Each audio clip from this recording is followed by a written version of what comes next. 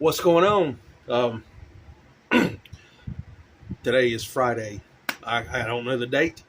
I don't care about the date, but today's Friday, my day off, and as promised, I got another kit. Before I get into it, I want to just kind of talk about something. I was on my Facebook account the other night, and there's a group here in the county where I live for RC enthusiasts, and I saw where some of the guys that I race with are doing some parking lot racing, which is cool. I just haven't had time, and I really haven't felt like it.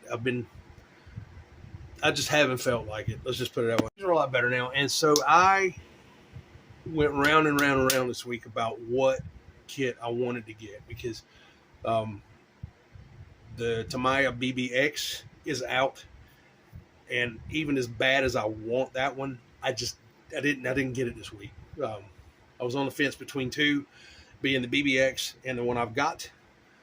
Even before I saw what was going on these parking lot races. So anyway, I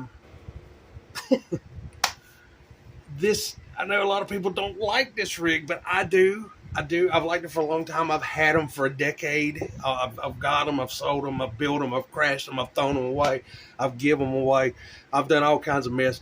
And I took one of them and at one point had so much money in the damn thing that I should have had my head examined just for even owning a rig with that kind of cash involved. What I'm talking about is nothing more than the Traxxas Slash two-wheel drive. I can hear the unsubscribe clicks right now. I'll tell you this, the Traxxas Slash is a bulletproof platform. It is. We have put them through the absolute ringer. We've at the time we were doing the stupidest things with these cars, even before the LCG chassis were released. My buddy Eric and myself used to go to the state fairgrounds and do speed runs with them, and we were clocking speeds close to 100 miles an hour with these things with ridiculous gear. And we were buying these gears from Robinson Racing that were the size of just about the size of a $50. I mean, it was crazy. They would cog like crazy, but once you got it stretched out, God, I've got video of one. I got video on here of mine actually leaving the ground on a speed run and decimating my GoPro. But after that, we also started doing dirt oval racing, and I got hooked. I started out with regular high center chassis, and then went to the low center, then went to a Chuckworks chassis, went to a Chuckworks mid-motor chassis, and then ultimately wound up building a Blade Racing Cheetah chassis that was full carbon fiber with beautiful aluminum knurled parts, and I had 3 different battery positions, and it was a bad thing, a bad beast. We're talking Custom Works adjustable rear arms, Techno knuckles, RPM front end, which is nothing major, but this car was bulletproof. Aluminum bulkheads, the whole nine. And we were pushing anywhere from from a 3800 Castle to a 7700 Castle on dirt, on clay with these things.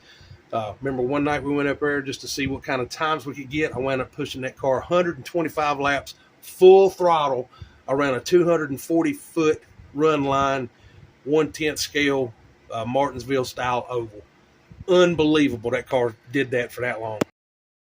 But anyway, so this one is just going to be, I'm going to call it double duty, because I'm going to wind up using it bone stock, not putting anything crazy in it. I'm just going to tune some parts, but I'm going to use everything that's in the box. The only thing I'm going to change is the chassis. The only reason I'm going to change the chassis is going to allow me to run a different style body down the line.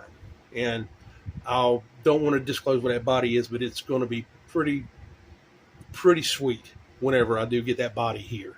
So anyway, as I said, boom, I opted for the kit. I love the kits, and what can I say? It's got everything in there. I could not believe it when I talked to them earlier. Could have got the ready to run. Don't like the paint jobs on those ready to run trucks. They're cool, but everybody's got the same damn paint job. So I bought the kit because the kit actually has a clear body. And even though I'm not that great with painting, I love putting my own flair, on spin on these rigs, and so that's why I bought the kit. So, and Traxxas / unassembled kit includes clear body, power system, and radio system. I couldn't believe a damn thing came with a radio, but yeah, that's everything right there. Gonna open it up and just show you what it is. I mean, you guys have seen these trucks before, but man, I just like building them. So here we go. And as I said, I did get a low center of gravity chassis.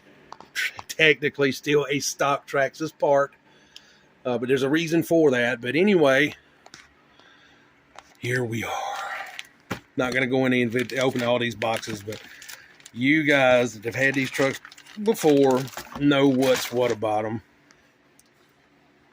Just going to open them up. I'm kind of curious as to decals. I don't know what scheme. I know what colors I'm going to use. I just don't know the scheme. But here we go, man. Clear body. A huge selling point because I just like doing my own thing. That's just that old generic Traxxas body. But the only thing about these Traxxas bodies is they're like rock solid. They last forever if you don't beat it all to hell. So the one major disappointment is the tires. You know, these tires to me are hard to rock, and the wheels I don't like, but it'll be good enough to get it built, get it kind of dialed in, and do a little bit of racing here and there. But it's got the regular, I think it's a 727, if I'm not, 727 or 757 transmission, but it's got the bearings there, which is awesome. Simple transmission to build, simple to maintain, 12-turn motor. I think it's similar, like it is an XL5. So we got an XL5 ESC and a 2075 servo, which I like. Even though they're plastic geared, they're freaking lightning quick. Even when we were running late models up in Snow Camp, that was a servo I used. I had a $1,700 rig, and I still use that servo right there because it was just so flipping fast. So yeah, I'm ready to get this thing built. I'll probably start it over the weekend. And there's all the bulkheads and the towers and, you know, stuff in the arms and yada, yada, yada. And that big bulky bumper, which I don't know if I'm going to use. I've got some parts around here that I ran across not long ago. Let's see if I can find them this evening. I may swap some things around. Motor cage. What else we got? Rear bumper. All the black plastic stuff. Springs and the shocks. I am not going to go out and put those daggone Proline $100 shocks on this one like I did my race car. There's no need to. I can tune those just like I need to. And here, what I used to do with my race car, though, I'll tell you this, and I shouldn't say anything about it, but this differential, I used to take it apart and fill that thing, put all the gears in it, and then I'd fill it slam full of JB welding and put it back together and let it dry and then stick it in the car, and it would pull positive, which was freaking amazing on clay. I mean, it was just unreal on clay. Now, it wouldn't be worth a damn on asphalt. You're going to wind up tearing up more axles and hexes out of wheels and whatnot, because I've done it on asphalt before, way back when I started getting into these things. And that was a lesson that I had to learn the hard way. But yeah, there's that. And then the chassis. So I'm not going to get into that. The chassis will probably just wind up with spare parts bin, but it's got all the body braces and of course the receiver boxes in here. Also apologize for the glare, and then the battery strap, blah blah blah. But and then I'm assuming in here's a radio. I'm not going to take it out because I don't know that I might put it on this radio, but I'm thinking I'm going to put it on my Fly Sky Hush. If you don't like Fly Sky, that's not, I don't care. I like them because I can dial it in and either turn the car up or turn the car down depending on the track or where we're running. Needless to say, I am like stupid hyped over something so simple. We used to go to that track when we were racing Dirt Oval. And this track, from my driveway to the track, which was up at Kevin's place. Hey, Kevin, if you're seeing this, man, love you. Tell Robin and everybody up there that I said, hey, and I'll see you real soon, man. Me and Eric both, we were talking about it today. But we would go up there. The races wouldn't be till 6 o'clock in the evening on a Saturday. and I would get there. If I went by myself or if Eric would tag along, or usually we went together, we would get there at noon, and get out there and help with the track and just generally just hang out with Kev, test, and all that stuff. Then the racing would start 6 o'clock, and I've seen times I didn't walk back in my door here at my place till 3 in the friggin' morning. So with all of that, I'm super excited to have another Slash because I hadn't had one in so long. The closest thing I've got to a Slash right now is the Outlaw Rampage, and they're still, even though they're similar, it's apples and oranges the way those trucks are set up. But this is a killer place to start. There's parking lot racing if y'all want a parking lot race. Anyway, we do parking lot racing. We can do I can set up the car to go to oval. I can set up the car for quarter scale. I'm not quarter midget, not quarter scale. No, it's not quarter scale, but quarter midget racing. I can set this thing up for anything. There's a broad range of platforms that you can use this Slash for. Now, why didn't you go with a 4-wheel drive? I don't like the 4-wheel drive. The 4-wheel drive is to me. The 2-wheel drive, you have to drive these things, especially on a dirt track or a clay oval. You have to drive that car. There's no point in shoot. You got to drive that car. That's what I'm going to do.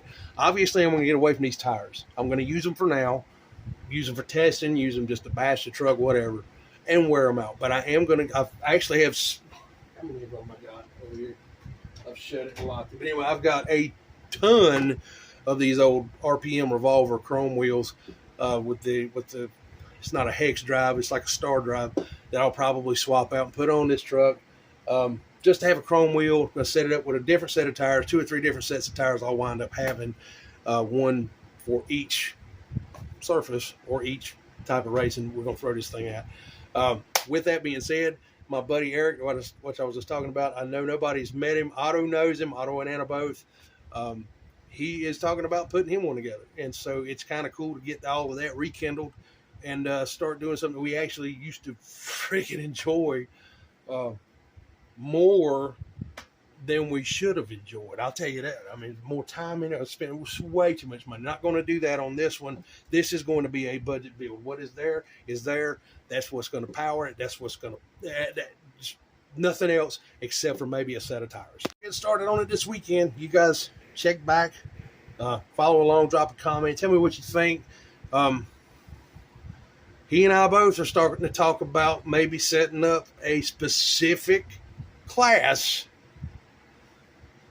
for this kind of stuff, which is going to entail, because the way we used to do, there will be a specific kind of rule book for it, but nothing crazy. All budget minded, where you could get this thing and get into racing for between $200 to $300 and have a great time. So stick around, follow the build. I'll keep you posted. We'll talk to you real soon, and you guys take care of yourself. We'll catch you on the next video. Later.